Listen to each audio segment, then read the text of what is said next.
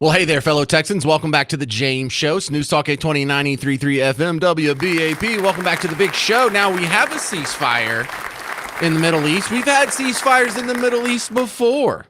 The question is, how long will this hold? Well, the answer isn't forever, because on a long enough time scale, no ceasefire is going to hold forever.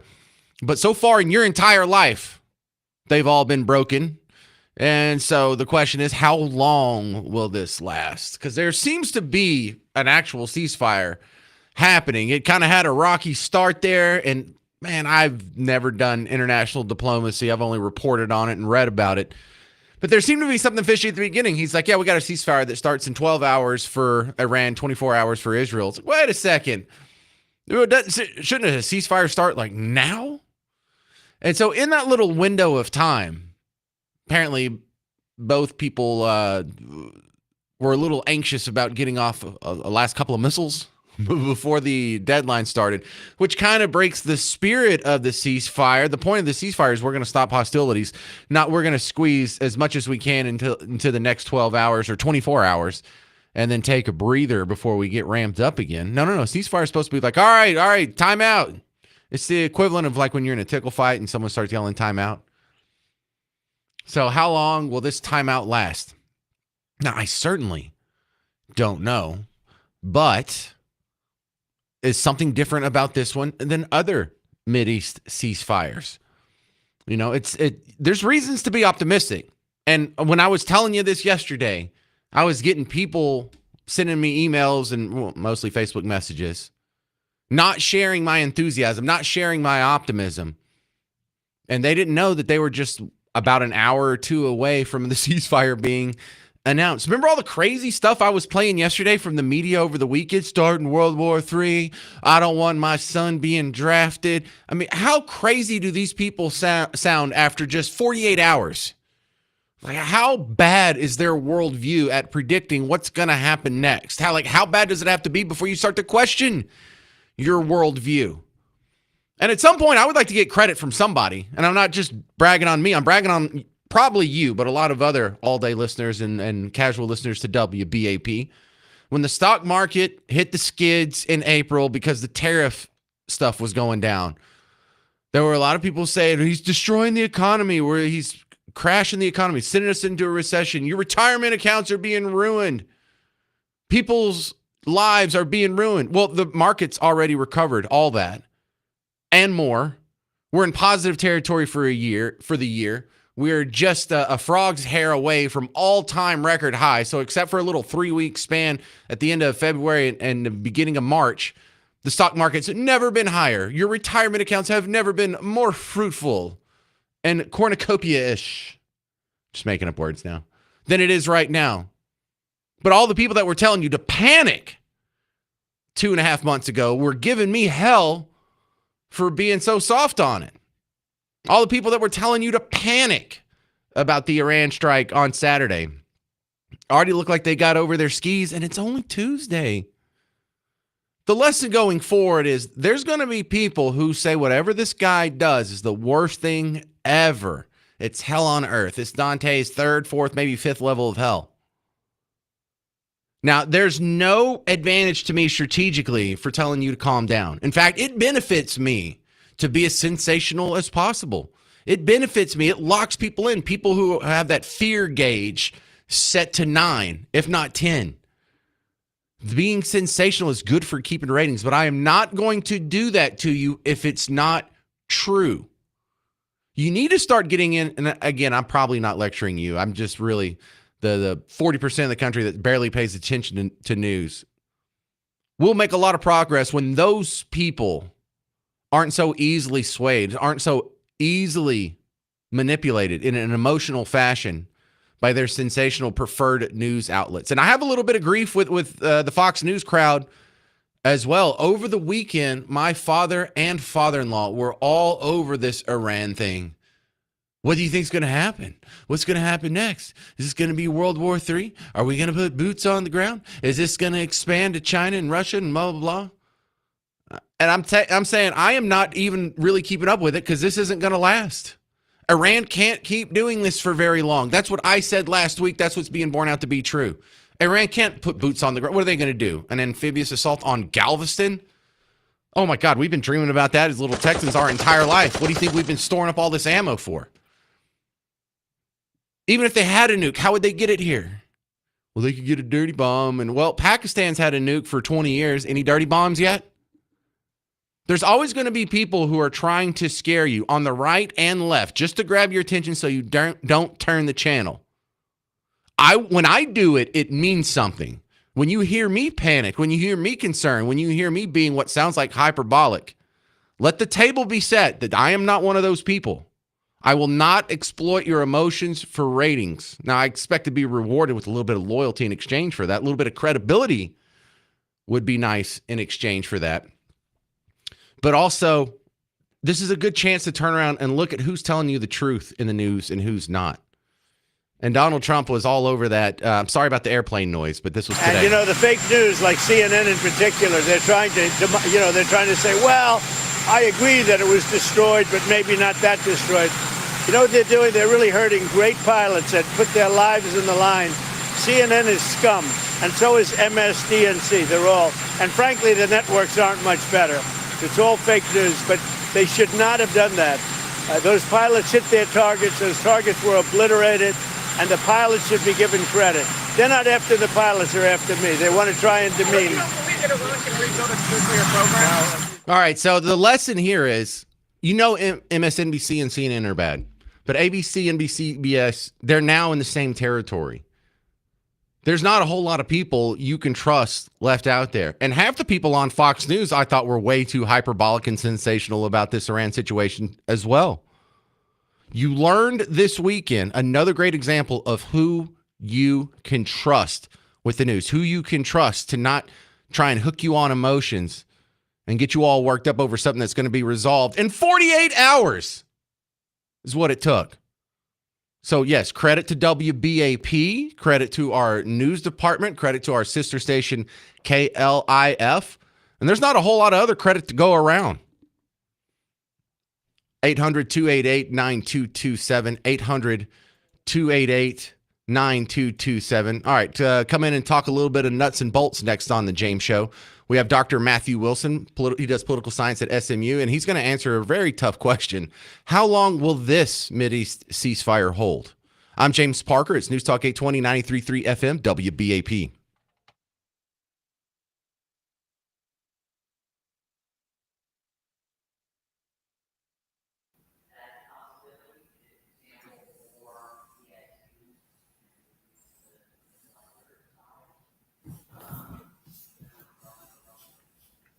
Hey there, can you hear me?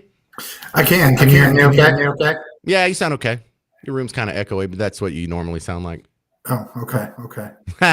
You got a better microphone? You got one you could like put up on your lapel or something?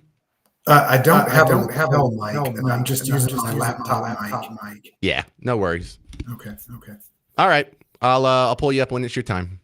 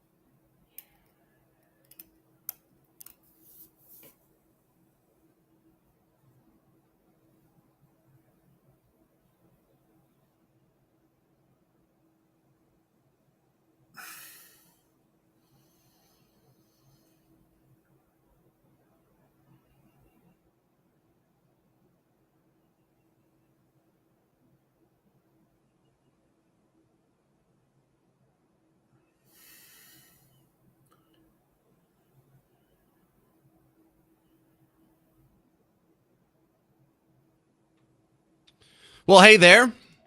Hello. Welcome to the James Show, News Talk 820, 93.3 FM, WBAP. It appears we do have a ceasefire. The big question is, how long will this ceasefire last? My next guest is going to spell out a little more detail here. On my baseless speculation, it's Matthew Wilson, SMU political science professor. Welcome back to the James Show. And go ahead, start with the impossible question. How long will this ceasefire last? Well, of course, none of us has a crystal ball, but I would expect though that this ceasefire may well endure because the Iranians have no incentive to the Iranians desperately want hostilities to be over. So that's really important. If anybody breaks the Israelis, and it looks like Trump is willing on the Israelis hard to induce comply. Trump is the most pro-Israel president we've ever had. But sometimes he gets frustrated with the next government. And when he does, he's not afraid to say so publicly. And he did so overnight. So I think Trump will lean on the Israelis to make them comply. So long story short, I think this could endure for a while. Well, I'm fairly optimistic, but I also recognize that for my entire life, peace in the Middle East has been a very fleeting prospect here. What is the record for the longest amount of peace in the Middle East? Like during our lifetime, any? I don't know that there's ever been in our lifetime complete peace in the Middle East because even if there are not states formally at war with each other, there are all kinds of terrorist groups, whether it's ISIS, Al-Qaeda, Hezbollah, Hamas. So there's always at least that kind of low level hostility going on in the Middle East. But the difference this time though is Israel so severely degraded Hamas, Hezbollah, that they're just not in the position they were a couple of years ago to create serious problems for Israel. So I mean, at least have the potential to be on the cusp era of peaceful Middle East than we've seen in a long time. Well, I like the idea that if Iran starts to act correctly, then a bunch of other dominoes fall. They're not going to be supporting the ISISs of the world. They're not going to be supporting Hamas, Hezbollah, the Houthi rebels. So it looks like that could dry up like a handful of conflicts altogether. But we're still going to have the argument over who is occupying the land that's either Israel or Palestine, depending on what side you're on. That's right. I mean, the Israel-Palestine conflict is never going to go away. There's almost no imaginable resolution that would be satisfactory to both sides. But here's the difference. The other Arab countries in the region are not as invested in the Palestinian cause as they once were. Countries like Saudi Arabia, Bahrain, UAE have decided they really don't. They're not willing to let the plight of the Palestinians become an impediment to their relationship with Israel. Which means sadly, if you're a Palestinian, you're kind of hung out to dry. You don't have anybody who's really got your back. And that essentially puts Israel in a position to dictate terms in that conflict. All right, we're talking with Dr. Matthew Wilson, SMU political science professor. Now, see, what I'm seeing is sort of forming now could be the Gaddafi model, where he was a supporter of terrorism. He was chanting death to America.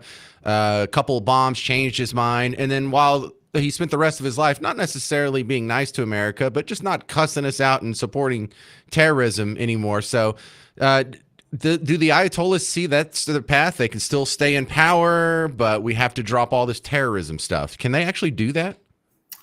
I think the question is how do they retain the credibility?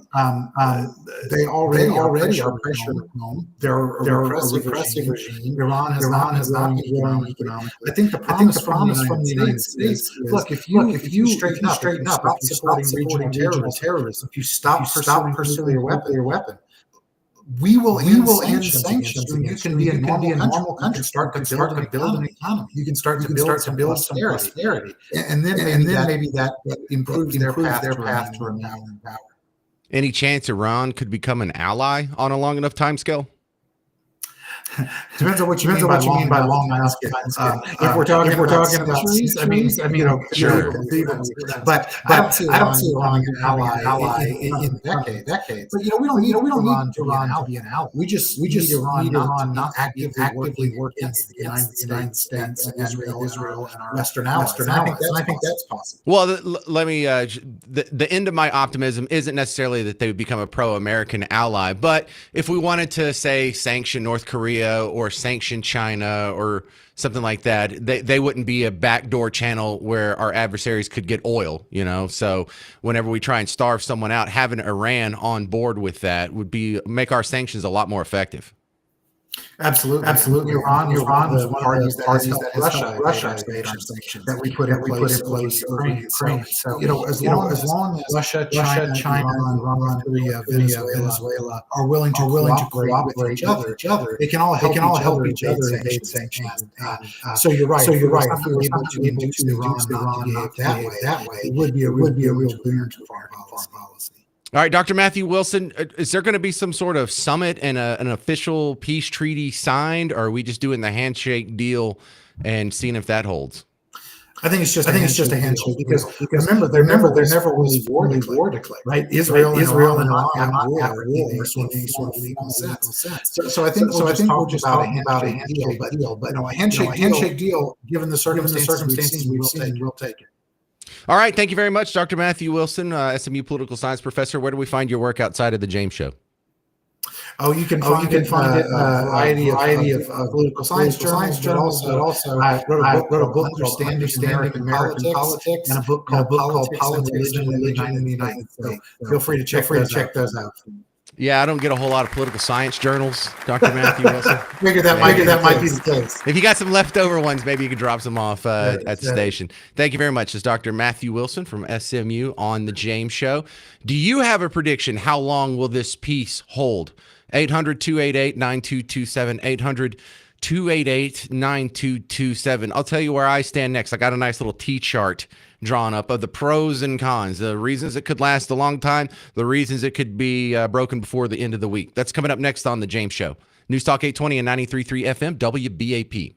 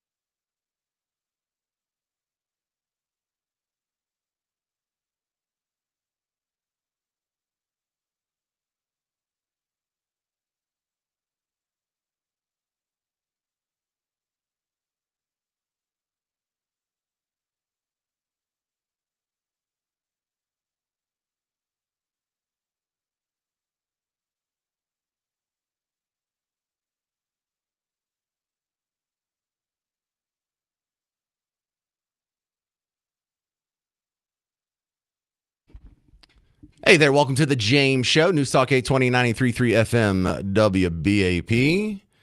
Well, the peace seems to be holding thus far when it comes to Iran, Israel, and I guess us included now in the Middle East. I would be seeing pictures on my screen now because it's just now getting dark over on that side of the planet. And I'm not seeing any missiles being fired. I'm not seeing any missiles being intercepted. I'm not hearing any air raid sirens going off. I'm not seeing any reporters standing out there in a flak jacket and a helmet. So far, it's holding kinda-ish. How long will it hold? I have optimistic takes on this and pessimistic takes on this, but I'm leaning more toward the optimism. You know, it always seems in Iran's best interest to just knock off all this terrorism funding. You're going to tick us off and we're going to smack you around at some point. Well, it finally happened. The bully got slapped back. Will the bully start acting better going forward? That is the big variable. This is Phil in Temple. You're on WBAP. How long will this last, Phil? Hey, thank you. I was just going to make an observation about the Palestinian people compared to the Kurds. I lived in Sweden for a number of years, and I met a Kurdish guy there. I became real good friends with him who left with his family during the early 90s because it was called the Anfal campaign. But it was genocide, a couple 100,000 people. But the courts in The Hague never recognized it as it being genocide. But you know, they're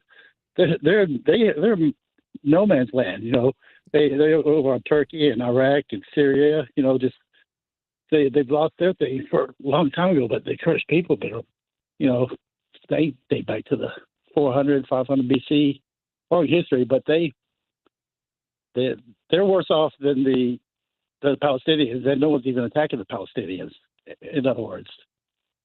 Yeah, so you know what? I actually have the Kurds on my T-chart on reasons why I think there will not be a lasting peace in the Middle East. Because what I was trying to really boil it down is, you know, this does solve a lot of problems. If let's make the great assumption that Iran acts correctly, then the Houthi problem may die down. Hamas and Hezbollah may die down. I don't know. They may try and continue in some diminished capacity state, but without the backing, the funding, the weapons, the logistics from Iran, what could they really do? You know, ISIS couldn't have done its thing under Obama without Iran's backing. The insurgency that we had in Iraq for all those years was primarily of Iran's doing.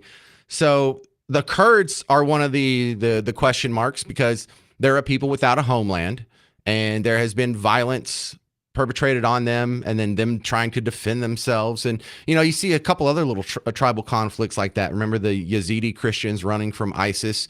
But the big one is the Palestinian-Israeli situation is still going to be unsettled. There are still going to be Muslims, very angry Muslims who think the Jews have no place in what we call Israel. And there's going to be Israelis who are like, no, I think we pretty much belong here. And I don't know how that resolves. How is that going to be something that doesn't lead to shooting on a pretty short time scale? Exactly. They're just going to go back to what they know, and that's a really good point you brought up because it leads me to thinking about Iran now. Because if I'm not saying anything, read between the lines, but how is the changing of the state of what someone labels what's going on there going to change the mentality?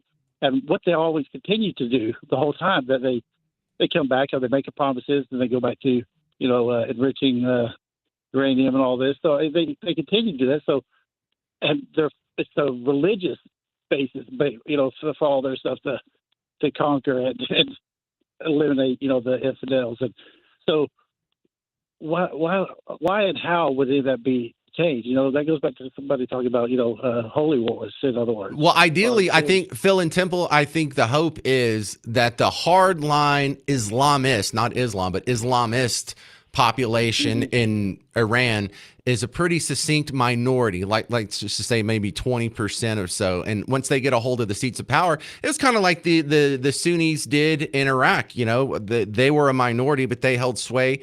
And when the regime opens up, the majority actually gets to say so. And they're not going to, possibly, this is what I'm hoping, but they might not be nearly as hardline Islam as the previous iteration of their Ayatollah government. they're like the Democrats. Yeah, sort of as a similar analog there. I get what you're saying. Good joke to end on. That's Phil in Temple. But that's what we're really asking here is, if everything's perfect, of course it'll last forever. But we're in a human endeavor. This is not perfect, and it's never going to last forever. It may last longer than you and I live, and so for our experience on Earth, that will be peace in the Middle East for the rest of our lives. But yeah, like 100 years from now, 1,000 years from now, you think no one's ever going to shoot a bullet in hostility over a boundary? So let's just talk about where it could finally end up. And my eyes are still on Israel, Palestine, Israel and the West Bank, Israel and Gaza. Even if that gets solved, we still have Israel and the West Bank. We still have them putting settlements over there. They're very clearly trying to take over the rest of that little kidney shaped area of land on the west side of the Jordan River. And I don't see a pretty solution to that. Now, I can hope, I can be optimistic. I can think, well, the hostilities, the terrorism, the bombings, the suicide bombings, the terror attacks, the tunneling, the attacking concerts, that could all be minimized quite a bit because Iran is withdrawing their funding from all of these terrorist activities. But it's kind of hard for me to see how it goes to zero. Goes to zero for the rest of my life? What am I going to live another 30 years? That's asking a lot of the Middle East. Have they, in our entire lives, has there ever been 30 years of tranquility in the Middle East? No. That's a punchline. That seems kind of far-fetched. But really, if Iran does act well, far-fetched, but possible. That's interesting. Coming up next, what the heck did Jasmine Crockett say this time? She has some sharp criticism of the Iran situation. And you're going to hear the next flaccid attempt to impeach Donald Trump, already introduced in the House of Representatives. 800-288-9227, 800-288-9227. I'm James Parker on News Talk 820 and 93.3 FM WBAP.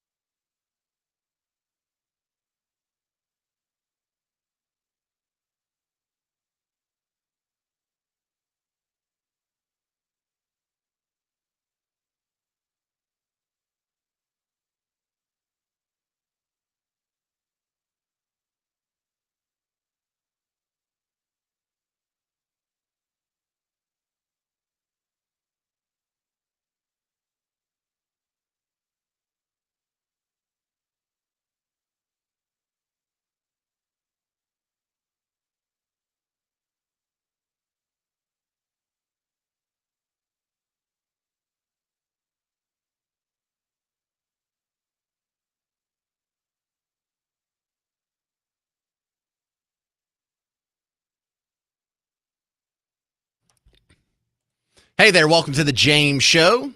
News Talk 820 and 93.3 FM WBAP, and one of the most easily predictable pieces of legislation. We have impeachment articles that have already been introduced in the House.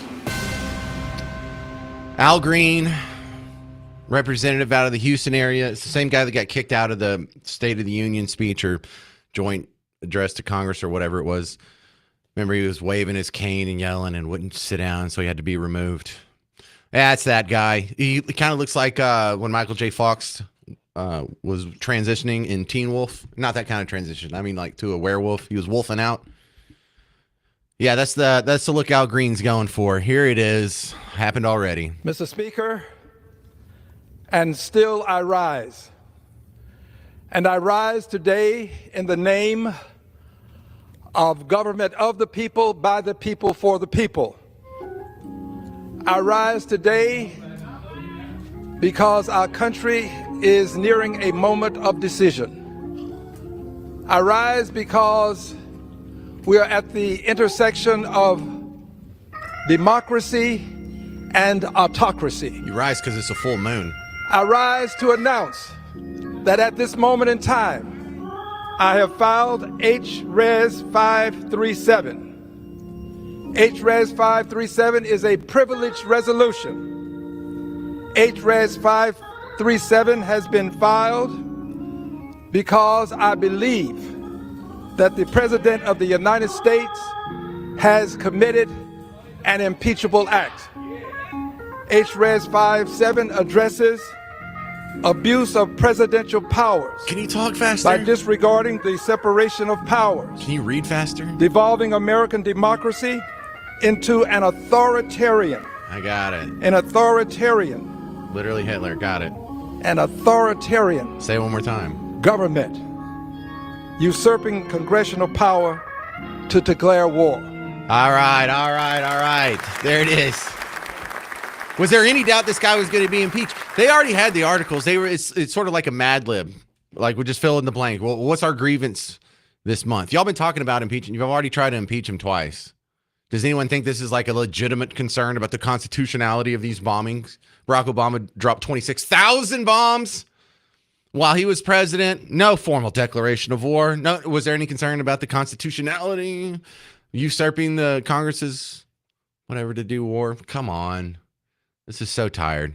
Now, this is going absolutely nowhere because it's not even going to get out of the House.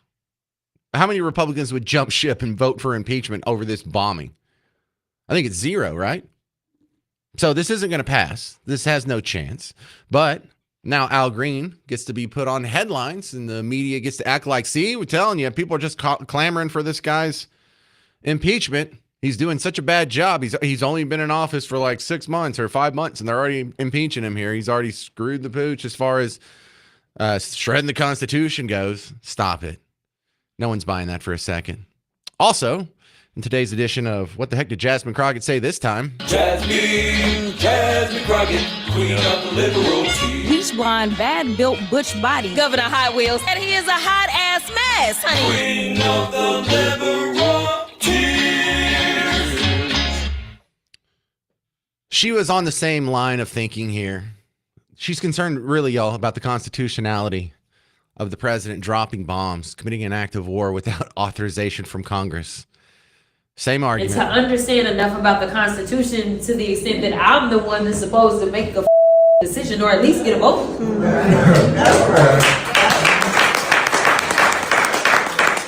Yeah, I mean, there's a casual F-bomb in there, but there's a lot of the casual F-bombs floating around these days. There was Donald Trump standing outside of the helicopter or the airplane, whatever. We basically have two countries that have been fighting so long and so hard that they don't know what the they're doing. Do you understand that? So we're just saying F-bombs all day, every day now? I mean, don't applaud that. This is a debasing of the language. This is a debasing of our culture and our society. And, you know, we used to walk out of the house wearing a coat and usually a tie of some sort, you know, a suit. We used to go to baseball games. We used to get on airplanes wearing a suit.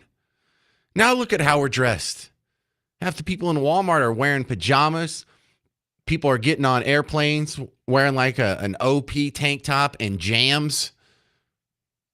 Garrett, do you know what jams are? Are you too young to know what jams are?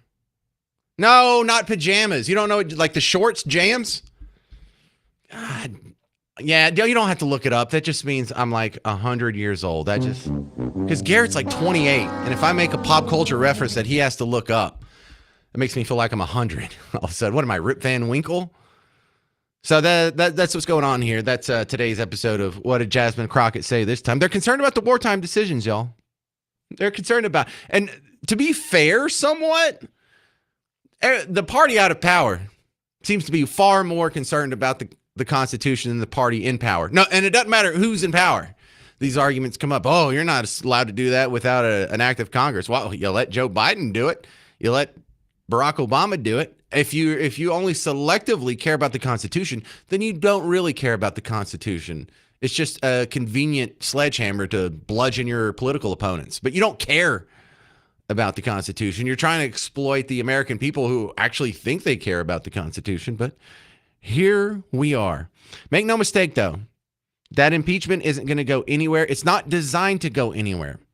It is designed to make headlines. It is designed to try and influence the 40-something% of our population that is window lickers. And I don't mean that as an insult. You're listening to talk radio. You're already more informed than most of the people that you cross on the sidewalk. You're more informed than the people who are in line in front of you and behind you at the grocery store. But there's a lot of people who just get some casual headlines here and there, maybe floating across their social media. Maybe they walk through the living room while their dad's watching TV and they catch some headlines or something to that effect. Maybe they just get some info talking to friends. But all this is for is so MSNBC and CNN and ABC and CBS can spend some of their precious real estate, and that's what you call on-air time in broadcasting, spend their precious real estate giving you another story that makes Donald Trump look as bad as possible. Because the news doesn't go out there. Most news outlets don't go out there and say, what is the most important thing the president said today? And let's pass that along to people. What is the most profound or impactful or life-affecting decision he's making today? And that'll be our headline. No, the paradigm that these people work on, their algorithm, their modus operandi is, if Donald Trump spoke for 90 minutes, they will go find the 10 seconds that makes him look the worst, that will be the most controversial, that will be the most offensive to the most amount of people. And that's the headline. You know, in Congress, there's all kinds of important bills that are being proposed all day, every day, that they're talking about in committee, that they're admitting into the register, that they're putting down on paperwork, that they're submitting into the system, many of which actually have a chance of passing, but they're not going to make the headline. And this will. Why? Because that's its job. Its job is to just convince people that Trump is not popular, that Trump's not a good president, that he's a terrible president, that normal people are trying to kick him out of office, and you should too. Pathetic, isn't it? 800-288-9227, 800-288-9227. Coming up next, your governor, Greg Abbott, vetoed the THC ban. So, will weed remain legal in Texas? I don't know. I don't know if it'll survive the special session that he also called. So we'll go into details on that. Also, I Want My 80s tour featuring Rick Springfield coming to a music hall at Fair Park on July 20th. Special guests John Waite, Wayne Chung, and Paul Young. You can get tickets and information at livenation.com. But if you want to try and score a free pair off of WBAP, listen to our morning show all this week, because they're going to be giving away tickets to the I Want My 80s tour featuring Rick Springfield, the WBAP morning show. Check it out tomorrow morning. I'm James Parker. This is The James Show. News Talk 820, 93.3 FM, WBAP.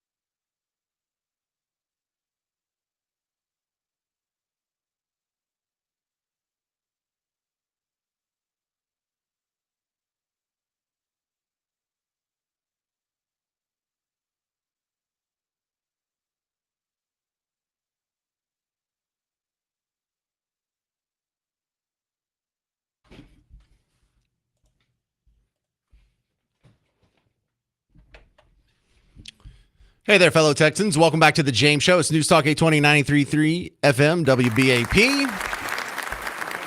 I know this is going to be a hot story.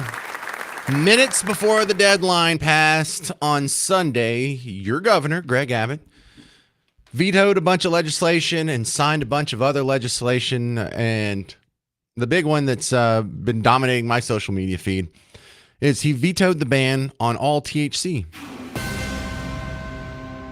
It feels weird. A consumable THC is how they keep saying it in the TV and the newspaper. And whenever you see these people giving public speeches, it's weed, okay? They want to ban weed. And we've had legal weed in some weird form, loophole-y fashion for a few years now. Anything fall apart? Anybody clamoring to make that stuff illegal again? I don't know who's asking for this. Now, Dan Patrick is asking like this is the most important issue facing your children right now. But look, I'm downtown right now. I see all these homeless people. None of them are strung out on weed. More of them are strung out on alcohol, believe it or not. I bet you do believe that. But the hyperbole around this is just a head scratcher. Like, I don't think you're crazy if you want to ban weed. I get it. You probably don't do it. You probably don't even know anyone close to you who does. You won't be affected by this whatsoever. And you think drugs are bad and you think it'll help. But Dan Patrick takes it to another level. This is your lieutenant governor. We have no idea who's making this product. Are they terrorists? Is this a terrorist money laundering scheme? Probably not. In Texas? Is it a cartel money laundering scheme? You know, someone told me I better watch my step. That's what someone told me. I better watch my step. Because this whole idea by the industry again saying, well, these are mom and pop businesses. No, they're not. There may be a few. This is all orchestrated. As I said, over 3 or 4 years, 8,000 to 9,000 shops open up. They all look the same. They all have the same products. They all have the same footprint. They're all built in the same spot around schools, or most of them.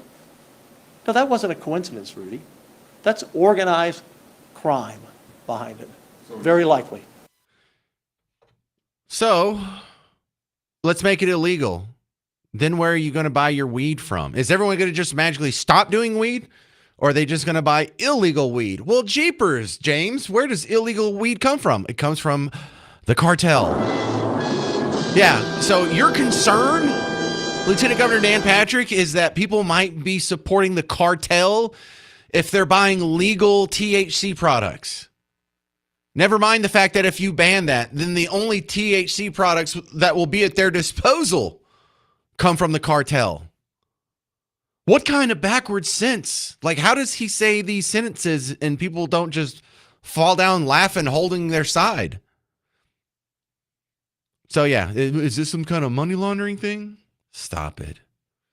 Stop it. I don't even know where this comes from. My best guess, and I don't know this, but when I try and find the simplest explanation in Occam's razor, I guess he's either being funded by the alcohol lobby or maybe the medical marijuana lobby or something to that effect. But none of the other arguments against it make sense. And then at that same press conference, some guy named Ali G showed up. Who's Ali G? We all know that it's called the bionic, the bomb, the puff, the blow, the black, the herb, the Sensi, the chronic, the sweet Mary Jane, ganja, spliff, reefer, the bad, the Buddha, the homegrown, the ill, the Maui Maui, the method, pop, lethal, turbo, Thai, shake, skunk, stress, wacky, weed, blaze, the boot, dime bag, Scooby-Doo, Bob, bogey, backyard boogie. But what is the other terms for it? So nothing makes me feel more like an outsider to the two-party system than this subject here. I mean, there's some other ones too, you know, like no one really wants to balance the budget. No one's really anti-war. But this is one where, okay, this is the socially conservative side of the Republican Party. There's many Republicans out there. I think even a majority in some polls are okay with weed being legal in some form. In fact, I know it's a majority when it comes to medical marijuana. So it's just a minority of one of the parties that wants to ban THC so damn bad. So you'd think I would be natural allies with the other major political party, with the Democrats on this, the Republicans in our midst. But if you go to the Dallas Morning News, This isn't what I believe either. They have from the Dallas Morning News editorial board, Texas hemp industry needs strong guardrails. What? No. We should have like individual freedoms and rights to make our own decisions on what we put in our bodies. But now that you heard the fringe conservative argument against this, here's the establishment liberal argument side of the THC debate. Let me read you a paragraph here. Minutes before the midnight deadline on Sunday, Governor Greg Abbott vetoed a bill and called on lawmakers to address the issue in a July special session. Initially, we argued against a ban and in favor of a strong regulatory framework. When lawmakers opted for a ban, we urged the governor not to veto the bill because a ban would have been better than leaving the market unregulated. Oh, my goodness. So instead of just making an outright ban, they want the government to have just detailed, nuanced, intimate control of who can buy what, who can make what, who can sell what, when they can sell it, where they can sell it, how strong it can be, what the price will be. They don't want to give you the power. They don't want to give the free market the power. They want to, leave this up to, the capitalism, free market, Adam Smith, invisible hand scenario. No. They want their little technocrat, pencil neck nerds in Austin to make those decisions, not individuals themselves. Well, pox on both your houses. You both got it wrong. Here's an idea. Why don't you get the hell out of the way and do what we did for all of American history until, about 80 years ago when all this war on drugs stuff started? How the founding fathers knew what drugs were. They didn't put it in the Constitution. Where do you think government has a place to regulate this? Where do you think you get the power to do this? Why should you have any say-so over whether or not someone sets a plant on fire and inhales it? I mean, I guess it stinks really bad. And if you're bothering your neighbor with the smell, okay. But gummies? 800-288-9227 if you have a strong opinion either way. But we'll continue with this because I'm gonna break down exactly what I think would happen if we did do the thing that seems super scary to both parties and just leave it open to the free market. 800-288-9227. I'm James Parker on News Talk 820 93.3 FM WBAP.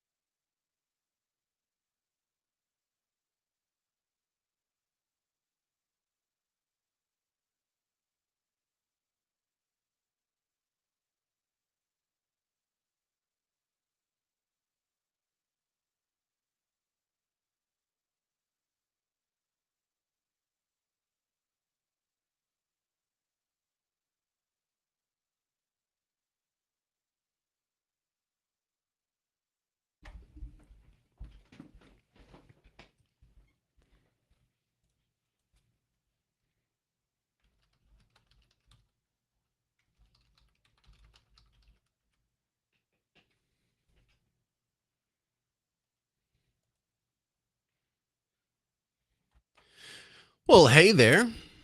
Welcome to the James Show, News Talk 820, 93.3 FM, WBAP. So Governor Greg Abbott vetoes the THC ban, the weed ban. Dan Patrick, your lieutenant governor, thinks this is a tragedy. This is just god-awful. And I'm trying to figure out what the heck is the rationale behind this. And I get it. You have to believe in like reefer madness. You have to. Do you not know any potheads? Have you not met any potheads? Have you turned on the radio? And not this station, all the music stations. It's just a bunch of weed and cocaine singing at you. I don't know if you noticed that. Have you ever noticed like the influence of drugs on pop culture? Like just go listen to any band from the 80s and you kind of thinking, how much cocaine were you people doing? And so I kind of tread lightly on this topic because this is one of my goofy libertarian sensibilities where, in my opinion, all drugs should be legal. And by legal, I mean over the counter, not even prescription drugs, just everything. Just penicillin, insulin, fentanyl, weed, cocaine, Tylenol, whatever it is, whatever that garbage is for restless leg syndrome, woody pills, all of it, just over the counter. Now, I know most people don't agree with that, but in some of these polls, up to 90% of Americans agree with legal medical marijuana. So they're not like 100% against it. But where are you in this argument? Seth just sent me a message on Twitter or X or whatever we're calling it. Says Dan Patrick is out of his effing mind. It's the alcohol lobby pushing for the ban. Alcohol is way worse than weed. Nobody has ever woke up in the morning and said, man, last night would have been way better if I had 10 more. I don't even smoke weed. I don't have a problem with it. That's what I'm hearing a lot of, and a lot of us are trying to figure out where is this crusade coming from, Dan Patrick? The crazy part is all but 2 Republicans in the House of Representatives, if I remember correctly, voted for the ban. So you people who are supposed to want government smaller and less powerful and individuals with more liberty, how do you explain having that position and voting for a THC ban? My mind is blown. This is Art in Wilmer. You're on WBAP. Where do you stand on this? Has anybody read the bill? I got to admit, I haven't read the bill. They're not banning THC infused drinks, and Dan Patrick has a partner company with it. Is that right? I thought all THC products would be banned under this bill. No, there's some reason they left out infused drinks. How would that even be written in there, and why wouldn't that be mentioned in like all these articles I'm reading about it? Well, because from what I was told, I have my medical card for the state of Texas. And what we were told, he's going after the gummies and all that stuff from the truck stuff, from the like gas stations and stuff like that. But he has an infused drink company he's part of, and he's trying to push that. Okay, that's the first I'm hearing of it. What do you think about the ban overall? Anyway, you think this is just about him getting some lobbyist happy? Yes. Yeah, I think that's what a lot of us are getting at. I'm not sure if that drink thing is what's doing it, but I don't read most bills, and I'm not afraid to say it, Art. Yeah, no, the company I go through with my medical card told me to read the bill, and I read it. What do you take it for? What's your medical condition that requires weed? Parkinson's. Yikes! How long you had that? Since 2019. Does it really help? Oh yeah. Well, helps you sleep better because it calms the tremors down. All right. Well, thank you very much, Art and Wilmer. Good luck with all that. I hope we don't take your medicine away either way.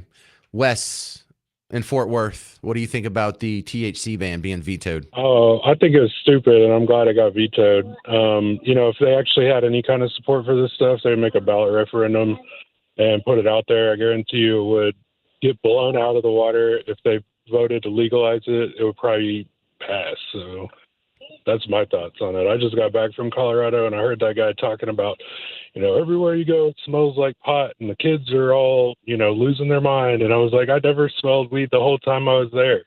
I don't know what the dude's talking about. Well, everything was the funny part is the first time I went to New York City was New York City. It was for work in 2006. And I remember, like, when you were walking down the street, every once in a while you'd have to walk through a cloud of cigarette smoke because no one could smoke inside.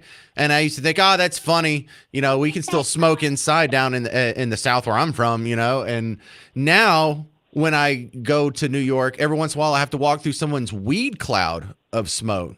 And that's different. So, man, the evolution, you know, has been pretty stark over the last 20 years, just in my experience with New York City. Now, I have a few friends that are just like hyper successful millionaires. They own many businesses, and one of them smokes weed every single day. I mean, he's like Smoke weed every day. He's like Willie Nelson. I bet like 23% of the molecules in his body originated in a weed plant. That's how much he smokes. So if it's you know, so deadly and so disastrous and saps your motivation and makes you unproductive, how do you explain all these hyper successful people who are smoking weed? How do you explain Michael Phelps?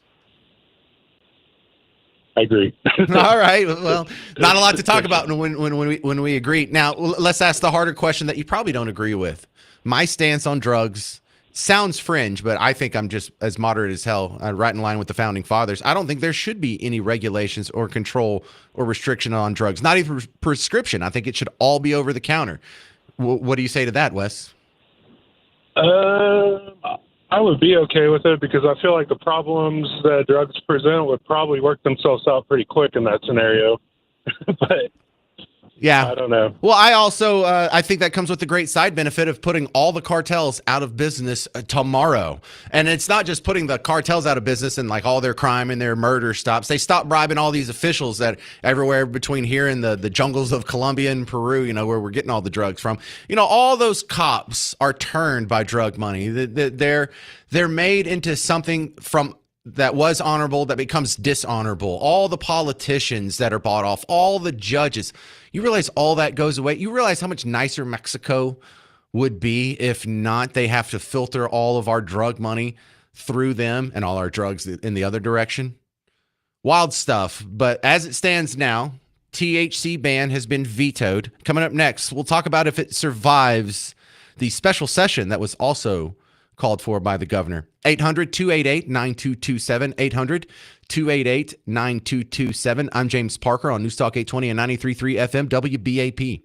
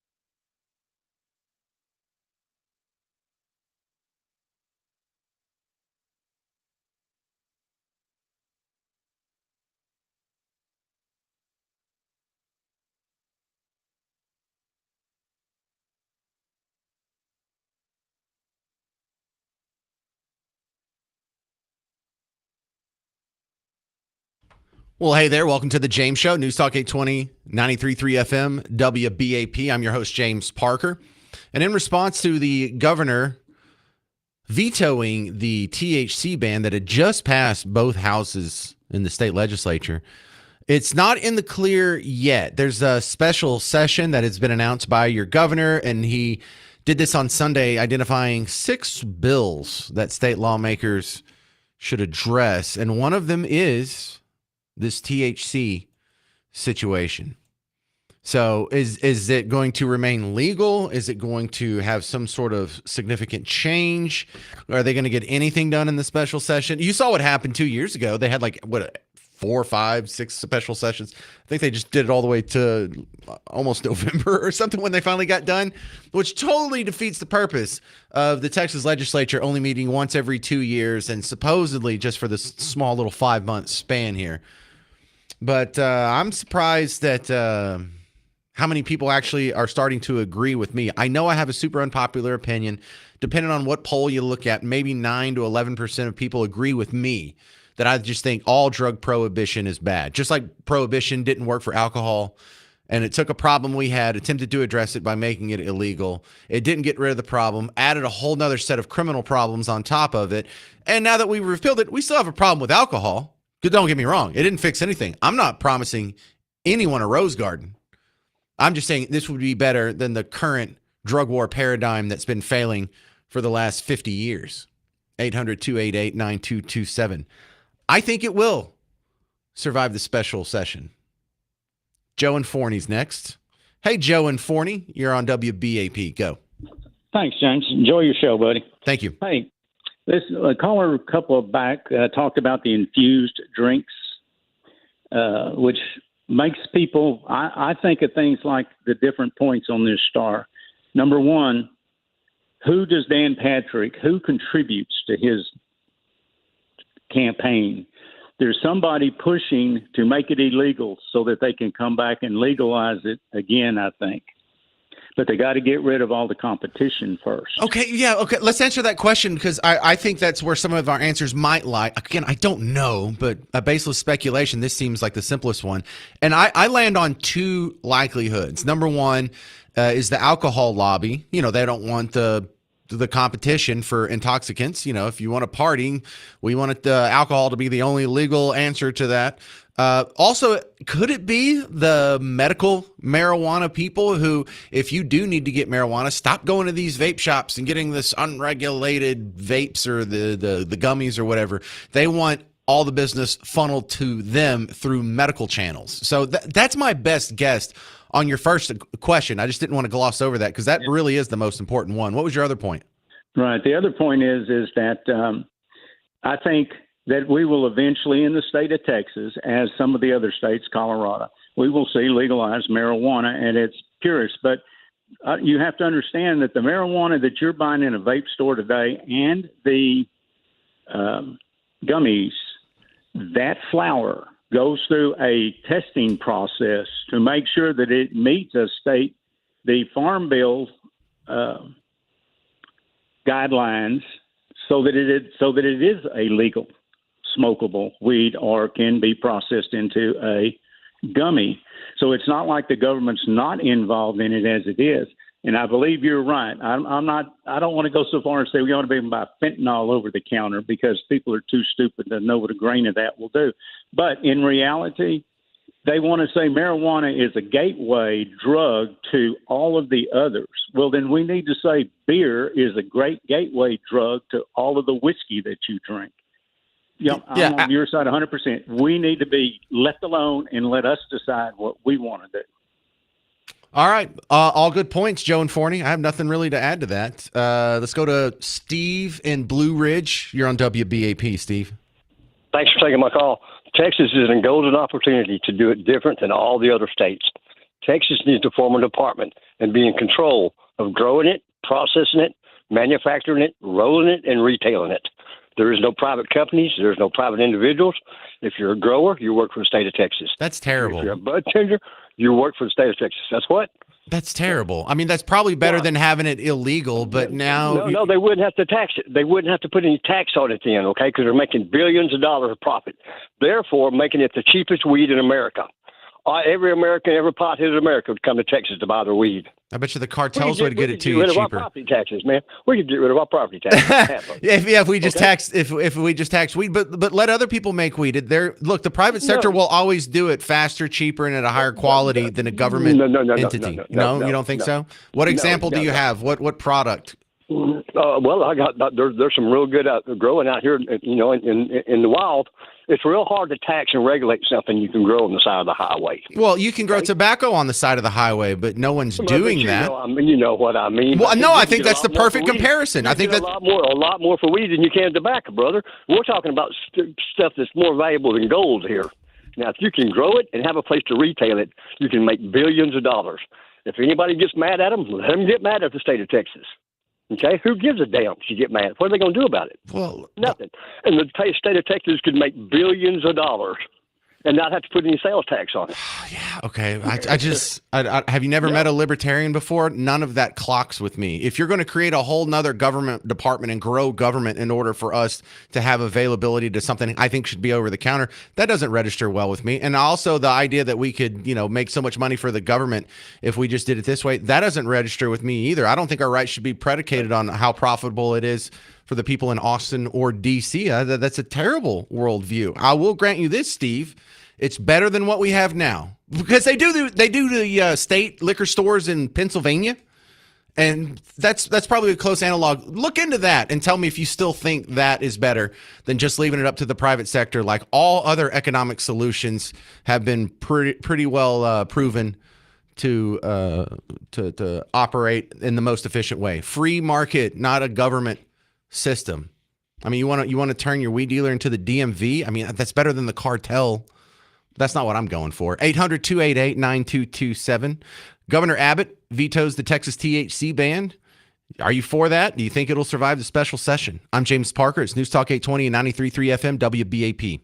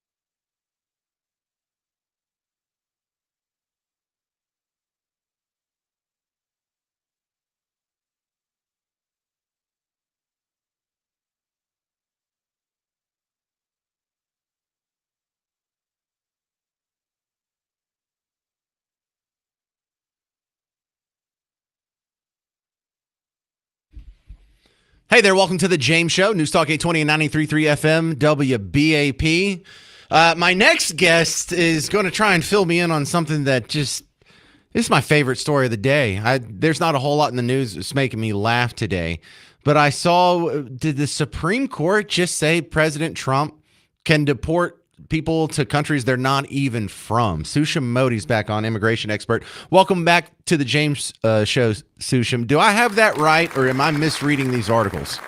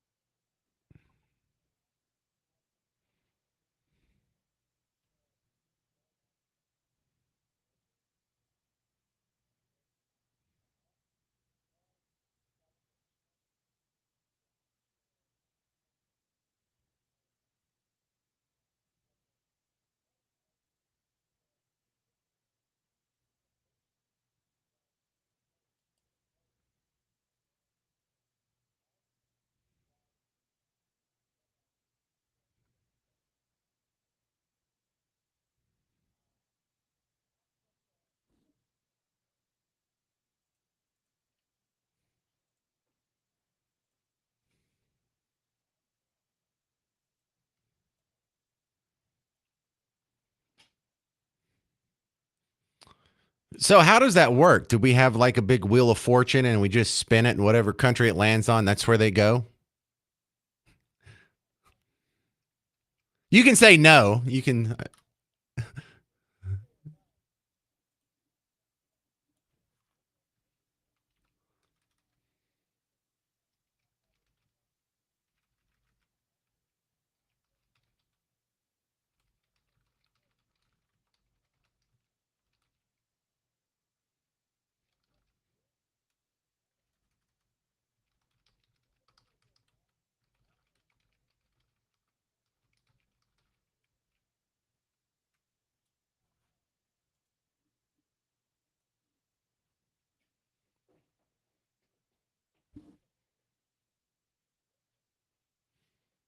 Yikes. Okay.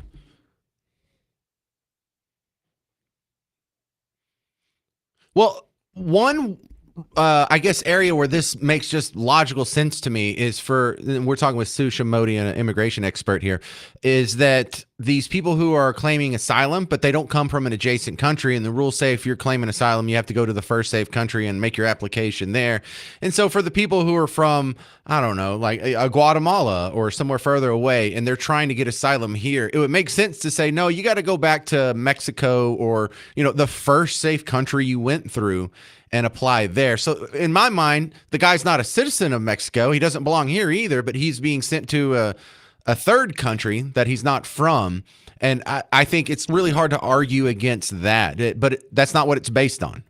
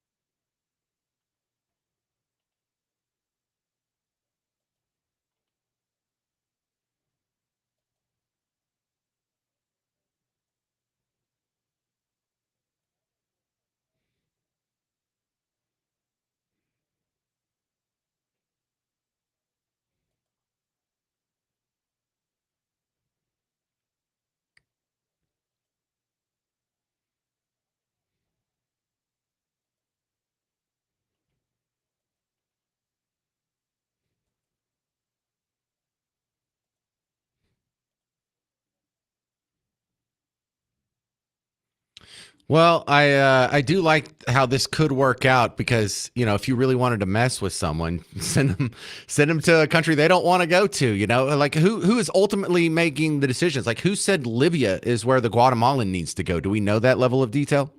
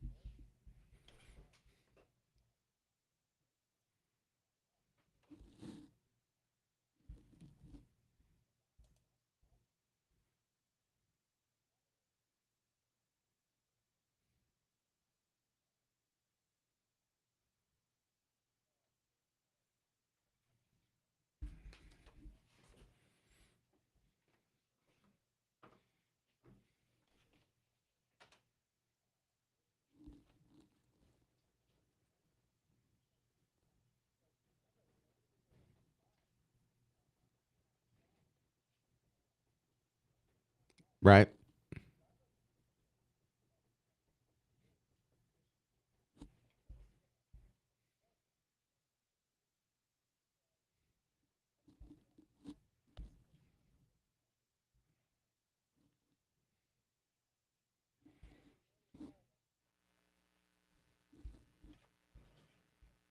Mm-hmm.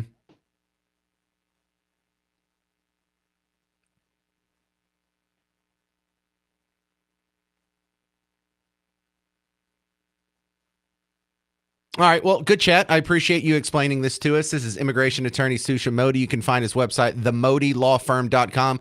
MODI. Appreciate your time, sir. Told you that was a funny story. Love that. Okay.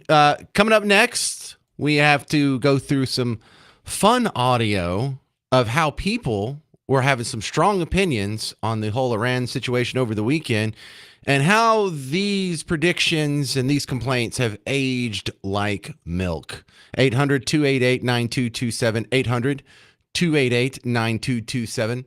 I'm James Parker on News Talk 820 and 93.3 FM, WBAP. Now, homeowners, you need to listen to this. If you have any doubt about your roof, even if you think your roof is fine, but it's about 10 years old or so, listen to this review from Google about Blue Ribbon Roofing. This comes from June 20th, so this was just 4 days ago. It said, I called John Hopkins after our house was hit in the June 1st hailstorm. I heard their commercials on WBAP radio. Oh, thank you very much.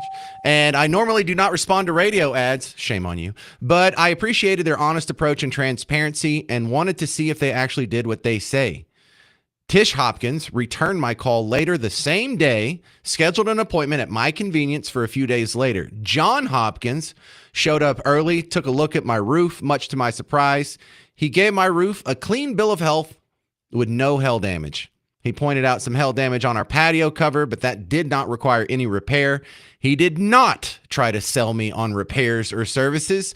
I appreciate the prompt and transparent responses they provided and will consider using them in the future if when I need work done on my roof. Thank you so much for taking the time to write that review, Robert, over there on Google. And that's what I'm talking about. BlueRibbonDFW.com. This is what happens when you actually trust a family-owned company that's been doing this for 31 years. John and Tish were the people who started it. They're a married couple. The wife scheduled the inspection. The husband actually did the inspection. Heck, if you can get Trevor in on your next service call, you will have hit for cycle. But go to BlueRibbonDFW.com and you can have what Robert had for your house, a free roof inspection, and they're not going to go try and find something to charge you with. It's not an excuse to get into your pocketbook. They're just concerned about the roof. Look, they make money doing the right thing. They don't have to cheat. So if you have any doubts about your roof, get the free roof inspection from Blue Ribbon Roofing. Go to BlueRibbonDFW.com.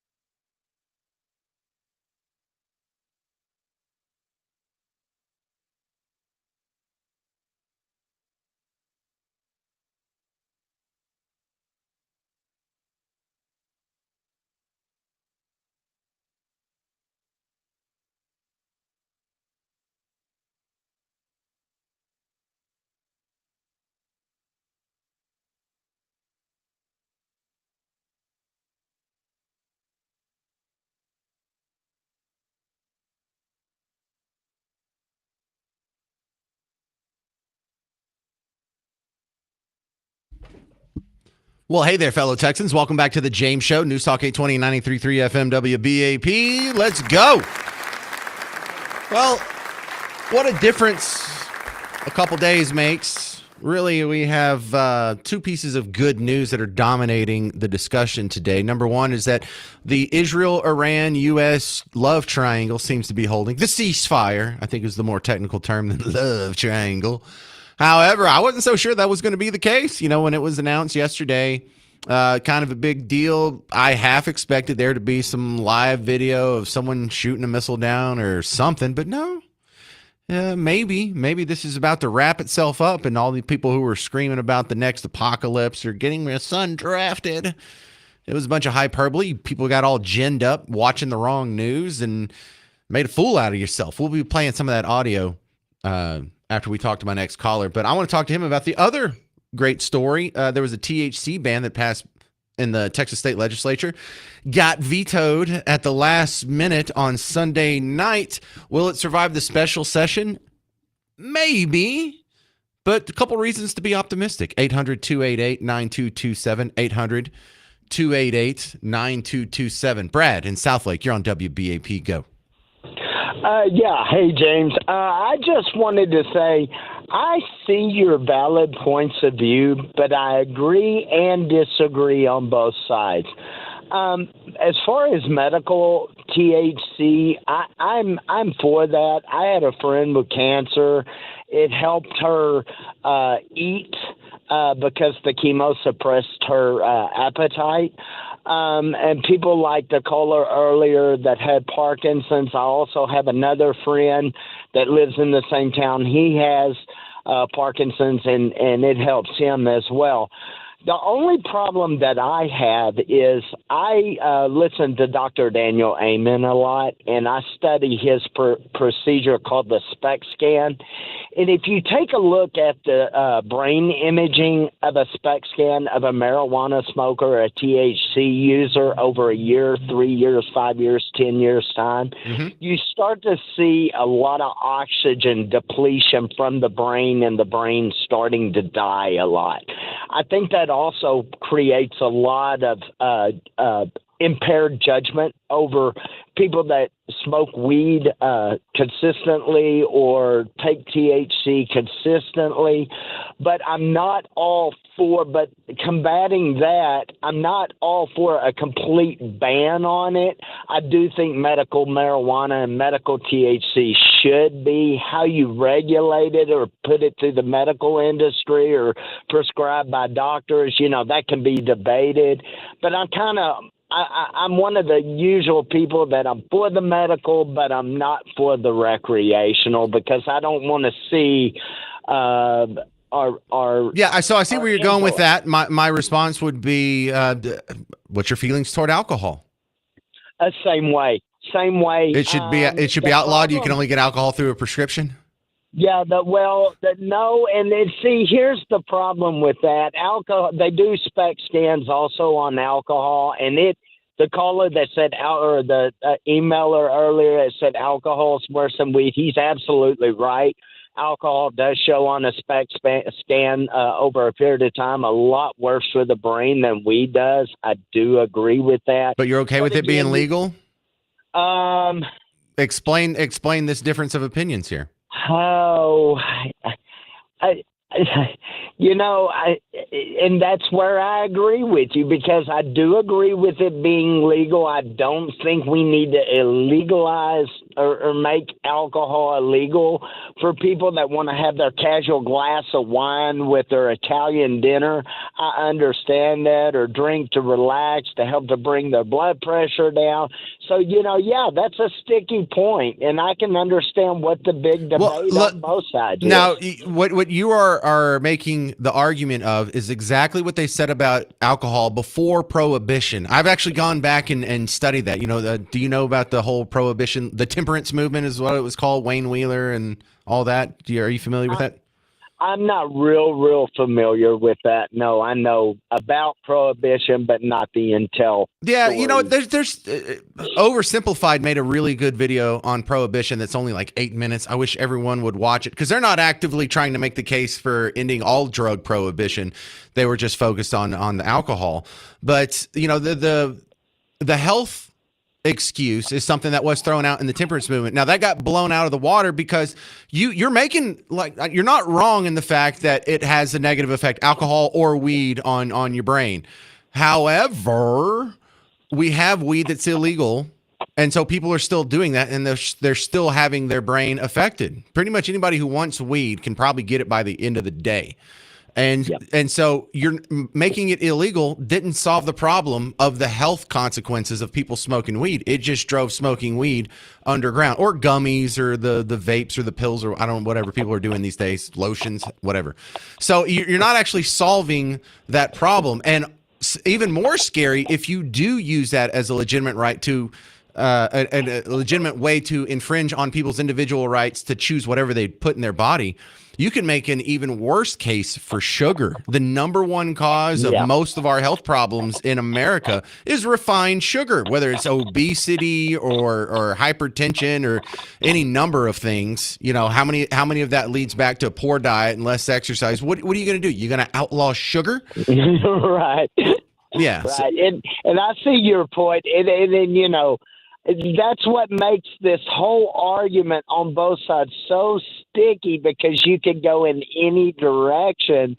And I just No, you can't go in any direction. I see with all the combination we have of the information we know now, compared to, thank God we did the experiment of prohibition in the past, so we actually have a body of information to work on. No, the direction we go is toward liberty, toward individual rights, toward what the founding fathers set up for us. It's not like those hack founding fathers didn't think about prohibiting drugs. It was on the table. They just decided not to. They decided to keep all that stuff legal, and they decided that ultimately the backstop, the arbiter, and the responsibility on your health isn't going to be for a bunch of pencil neck geeks in capital. It's going to be on you, the individual. Right. Self-responsibility. And I love hearing people kind of go through the process here, because I started where you are. When I got spit out of college, I was like, well, medical's okay, but you can't just leave drugs unfettered. And the more I studied into it, the more I read up on it, the more documentaries I watched, the more I saw it play out in real life in some of these different experiments like Colorado and Portugal and whatnot. I'm 100% on the founding fathers train of there shouldn't be any regulations on it whatsoever. And if people are worried about, with it being unregulated, it's not safe. Well, with it being given to you illegally, it's even less safe. You're getting it from the cartels. That's more safe than a business who has a built-in incentive to not kill their own customer. Remember, Chipotle almost went bankrupt because 32 people got diarrhea. You think the market doesn't hold up on its own if you start mistreating the customers around you? 800-288-9227. 800-288-9227.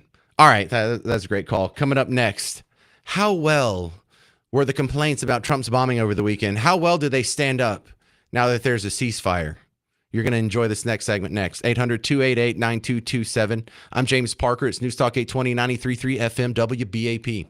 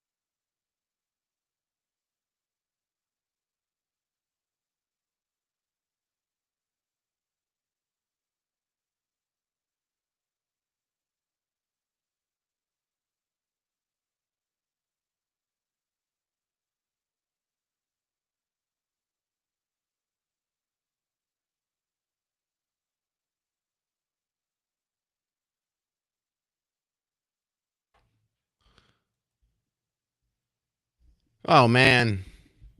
My mind is blown over here. I was looking into a story that we're going to talk about more tomorrow. Do you know Fort Worth still has a DEI department? James, isn't that illegal? Yeah, it is illegal. And it was under debate. Thank you very much. In the Fort Worth, looks like city council was deciding if they're going to shut down their DEI department today. And Carlos Tercios from the Dallas Express shared out a video from the meeting. And I couldn't stand 5 seconds of the audio because it's a lady who's wearing a mask. And this isn't a video that was taken in 2020 or 2021 or even 2022. This is a video that was taken today. Lady, why are you wearing a mask? It's 2025. Boy, some people just can't be brainwashed hard enough, can they? Some people, they just walk into the hypnotist chair already just spaced out. Lady, like, even if you were fooled by mask at the beginning, and I wasn't, I was always against it. I was considered a total butthead, only to be vindicated by the Cochrane study. Are you familiar with the Cochrane Institute? They did the big study where they did the meta-analysis of all the other mask studies. And I think this was 2023. I think it was 2023 when the Cochrane study came out, July 23, if I remember correctly, where they said, okay, the mask didn't work. The mask didn't work. The mask mandates definitely didn't work. Well, what if it's an N95 mask? Didn't work. Didn't help. There's no statistical difference in the places that did it and didn't do it, the people who did wear it and people who didn't wear it. This lady's still wearing a mask. And it's 2 years after the Cochrane report, after big science, and science with like a little TM next to it, after the science admitted there's still no use in wearing a mask. This lady's still wearing a mask. See, these people get this sensational news and it's exciting to them. And if you have a boring life, if you don't have a whole lot going on, if you don't have a lot of things already occupying your time and your space and your brain power, this kind of stuff creeps in, sort of the idle hands or the devil's workshop. And some people, they make this, it gives them a sense of purpose, a sense of being, you're not just some boring person who does the checkout line at Dollar General. You're saving the planet. You're fighting global warming. You're fighting fascists. You're fighting racism. You're fighting fascism. You're fighting the genocide of trans people or the Palestinians, or I guess it's the Iranians this week. But boy, some people get so just dug into the system, so inured, that it's really hard for them to get out. Let me give you a lady who went viral. I think this is on Sunday. She's working at an Amazon warehouse, wearing a mask. Kid you not. And she's just wondering, how can she go on when we're bombing Iran? I just want to know how I'm supposed to do my job when we bombed Iran and we're just supposed to go around about. We're just supposed to get these boxes out without being worried. I just need somebody to explain to me how I'm supposed to not crash out. Yeah, the same way you did it before. The same way you did the day before that. The same way you're doing it today. In fact, what has changed now that we've bombed Iran? You work in an Amazon warehouse. You take the order, you put the stuff in the box, you close the box, you slap the label on, you put it on the truck. Nothing changes whether or not we bombed Iran or Iraq or Afghanistan or Azerbaijan or Turkmenistan or any of the stands, anywhere. How does that change your lot in life one bit? It doesn't. But it gives them a sense of excitement. We have something going on. I think that's one of the reasons that the COVID hypnotism worked so well.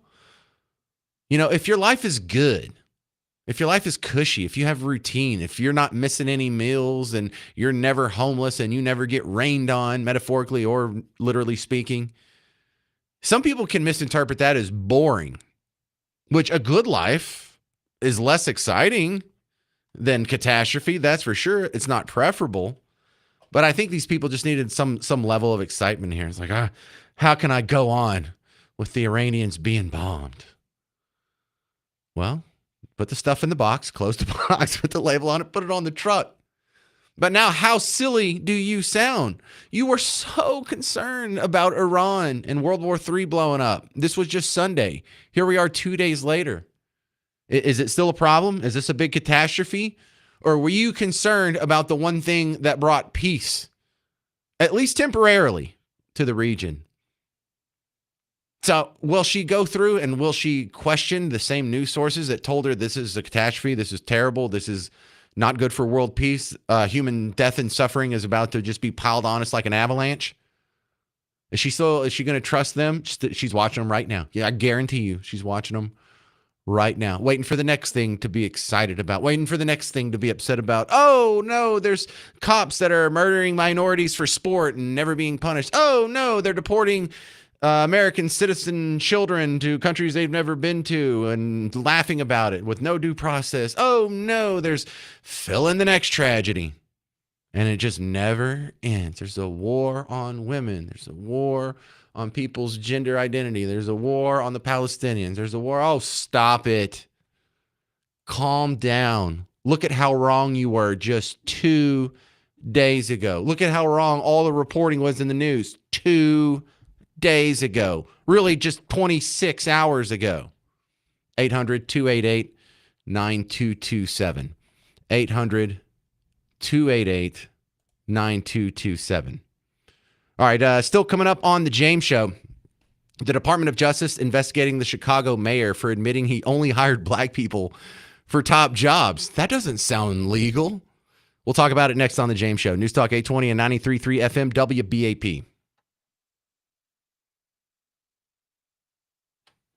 Bob Lavelle, my buddy, this is the guy you need to call when you're ready to get out of the rent race and get into home ownership. Also the guy you need to call when you already own a home and you want to get a different home. I don't know if you have to move for work, if you want to upgrade to your dream home, if you want to downsize into your retirement home. Anytime there's going to be a movement in where you are living, you got to think Bob Lavelle. Welcome to the show, Bob.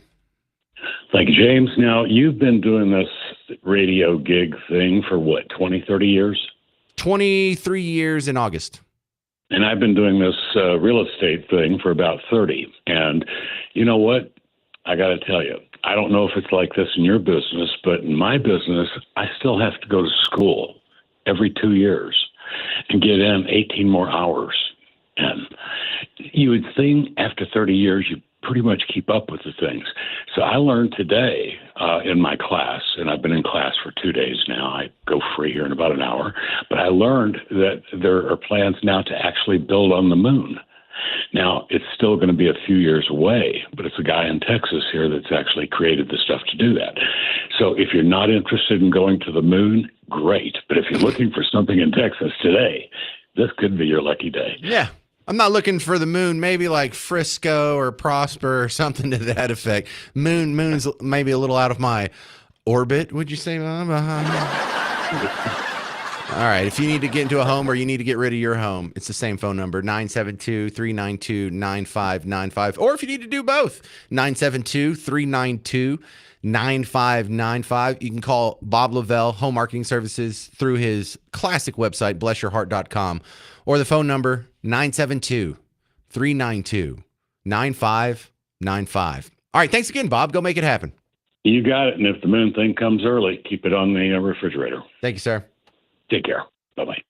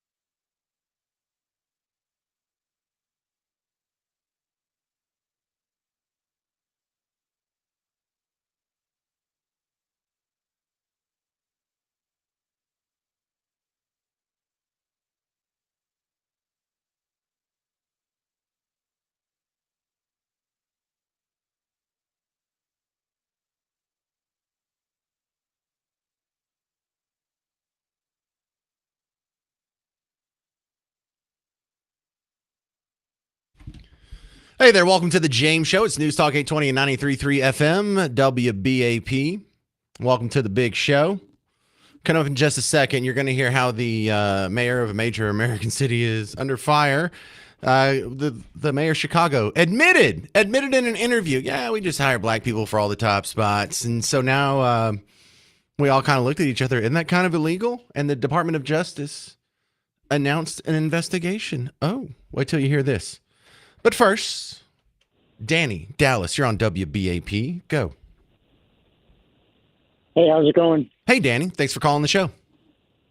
Yeah, I kind of forgot the points I was going to make. You were talking about 10 minutes ago about global warming and all these other points and then calling it the system. And it's just a lot to go over. But sure. What I've discovered in my own research and the 57 years I've been walking this planet is that the system itself is what lies to the people to bring it into bondage, debt, slavery, blah, blah, blah. Like the whole global warming thing.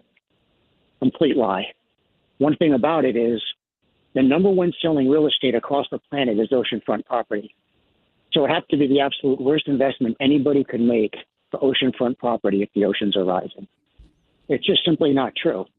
It's just another money grab by the governments of the world. Well, you're making a valid point, but let me just relay in a sort of a devil's advocate fashion what people say back to me when I say that. They say that the sea rise is going to happen over the course of 100 years, and I'll be long gone before it knocks over my house on the beach. So no, it is possible to be consistent with beachfront property and belief in catastrophic global warming. Now, I don't believe in the theory of global warming for 1,000 other reasons, and I totally agree with your point there. I'm just sharing like the common clapback that I've heard from global warming people. All right, what were your other points, Danny? Well, the thing is, I'm not really sure what point you were trying to make. Cause I saw it. Like, I never listened to the radio, and you popped up as I was just switching over to my phone. I was listening to what you had to say, but you kind of cut off, and so I called in right away. And some of the points that you were making, I can't tell what point and what direction you were going with them. But the global warming thing did stick out. But beside the point, there was other things about there was a person who works at the dollar store and everybody has value, and that's totally true. But it seemed like it was really extreme left and always pushing towards a liberal agenda, unless I heard you wrong, and that the right really has nothing to say. They have no valid points. There's no truth in what they have to say. But I'm not really sure if I heard you correctly, so I can't be positive. No, well, then I'm certainly glad you called. I bristle at being called left. Good Lord. Please don't associate me with the Democrats, especially. I mean, we're talking about the party that did slavery and Jim Crow and the Trail of Tears and internment camps and the KKK and all the lynchings. And now these days, even affirmative action, it's just legalized racism. So no, definitely not that. I think I sometimes can sound like I agree with Democrats on these social issues because I'm more libertarian, both fiscally and socially. So yeah, I want there to be legal drugs, not because I think drugs are good. I just think that the individuals themselves should have the liberty to decide what they do and don't do with their own bodies. Now, Democrats agree with that in abortion, but in nothing else. They want to regulate the dog snot out of everything from candy to food dyes to the paper straws, even, Danny. So sometimes I think it's easy for new people like you to get confused on what I believe, and so I'm glad you called rather than speculating that I'm just some jerk you disagree with.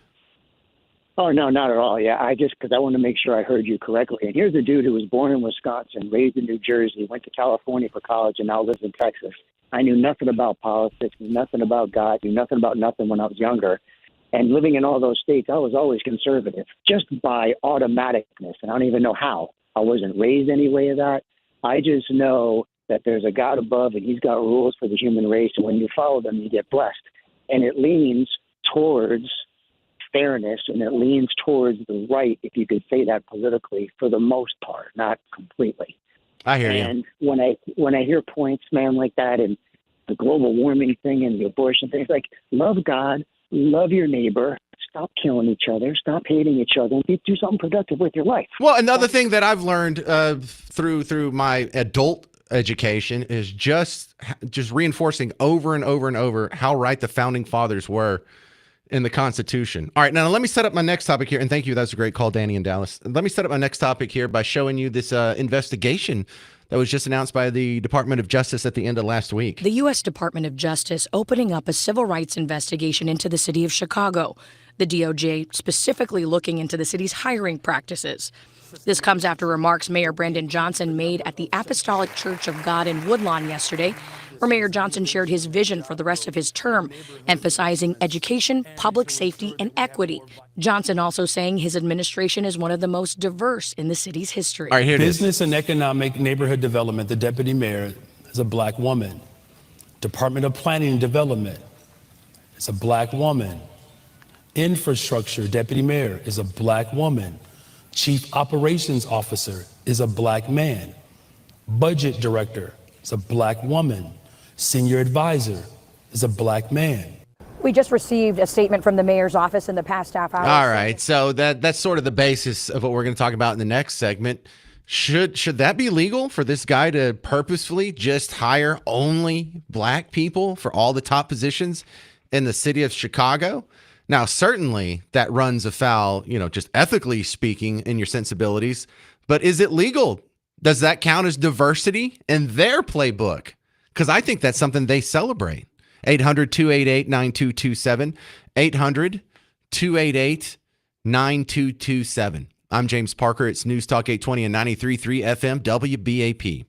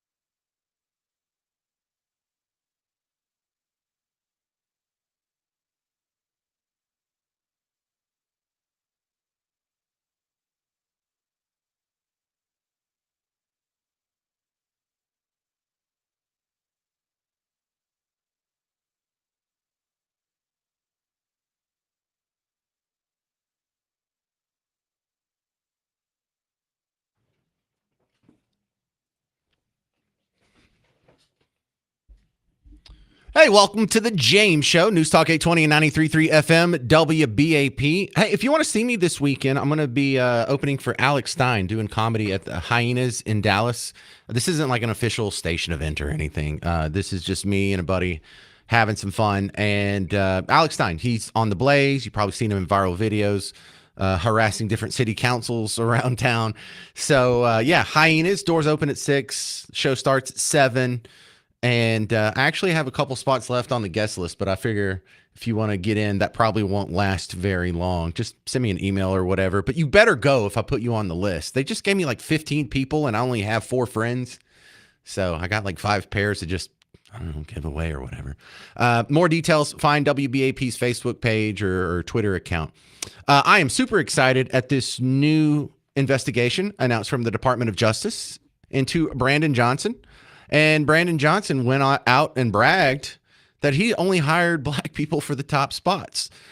Now, I have said on this show, and you have probably thought it, even if you didn't hear it from me, but diversity, when they use it in woke parlance, doesn't mean diversity. Because in the dictionary, diversity means all kinds of different things mixed together. And so if you had diversity, they wouldn't be all white, but they also wouldn't be all black. And so I've noticed this, like you see the post where, hey, look, the Penn State has, it's the first time that we have a black athletic director, a black head coach of football, a black head coach in basketball, and a black head coach in baseball. And then they'll say hashtag diversity, but that's not diversity. They're all the same color. That's the opposite of diversity. That is a monolith. And so you realize, oh, when they're using diversity in that context, they just mean anti-white. It's just plain old racism, but it's in an acceptable form because it's not that kind of racism. Okay, I got it. So Brandon Johnson is on the hot seat. And one of the first ways that I suspect, and you probably agree, that we need to get rid of racism is to stop judging people based on the color of their skin. And that doesn't just mean in bad situations. That means in positive situations. You know, you don't make them go to the back of the bus, but you also don't exclusively hire them for top positions in a major American city. So here's Brandon Johnson just cutting out the... Business and Economic Neighborhood Development, the deputy mayor is a black woman. Department of Planning and Development is a black woman. Infrastructure deputy mayor is a black woman. Chief Operations Officer is a black man. Budget Director is a black woman. Senior Advisor is a black man. So when you hear something like that, Team Blue hears that and they're like, yes, look at this great diversity. Team Red says, okay, that's racist. People who are sort of independent and not really mired into the two-party system say, that's definitely not diverse. That is not what diverse, that's not what the word means. So no, and that's quite often when they say diversity, they definitely don't mean diversity of thought. Brandon Johnson, also another part of that event that he held that might get a little attention by the Department of Justice. They wanted to create division, but we're not going to allow that to happen in the city of Chicago. Much like we fought for civil rights 60 years ago, we're going to continue to make sure that whether you are black, brown, Asian, white, young, old, working people deserve to be prioritized. And this misnomer that there's division, you know, and consternation within communities solely based on this issue is just wrong. He's working to eliminate black history. He is trying to eliminate black existence from this country, but he's also attacking the LGBTQ+. I wouldn't say he's trying to eliminate black existence. We're going to bring people together in this country to make sure we build the safest, most affordable big city in America. Even the CNN anchor had to tap the brakes a little bit. I don't think he's trying to wipe out black existence. Just tap the brakes. So here we have a guy who is hiring people based solely on the color of their skin. Well, I don't want to say solely, but he's excluding people. How about that? Based on the color of their skin. Seems to run afoul of some of our equal protection laws. Is that a hate crime? Does anyone else loving this diversity here? So we'll talk about this also tomorrow in the Fort Worth context, because they have their own DEI issues going on right now. DEI programs were supposedly outlawed by the state government, which means you can't have them in city councils, you can't have them in public schools, you can't have them in colleges and universities. But Fort Worth still had one. And so they were debating it today, and they're probably ending the meeting about right now. But I already got a couple of great sound bites from it. And, I can't wait to do tomorrow's show. I wish I had 3 more hours. I would just do 3 more hours right now. But you got to come back for tomorrow's show for sure. That's going to about do it for my time today. But if you want to catch the parts of the show you missed, I know you weren't here for all 3 hours. Come back and check out the podcast. It doesn't cost anything. It's a super fast way to consume the show. And the fact that I cut out a bunch of the commercials and the weather and the sports and the traffic, because, that's not going to be pertinent 6 hours from now. So it's you can listen to it in about half the time. There's still some commercials in there, but it's less, and get all caught up that way. So go to WBAP.com, the WBAP app, whatever app you're already using to listen to podcasts. If you're going to be so obstinate that you don't want to download another app, fine. Use the one you're already using. Just make sure you find me. And go find us on Facebook, Twitter, Instagram, YouTube, all those good social media sites. We got a lot of good content there, a lot of fun videos, and you can judge me based on my appearance. Stick around. Mark Levin's coming up next. I'm James Parker. This has been The James Show. News Talk 820 and 93.3 FM WBAP.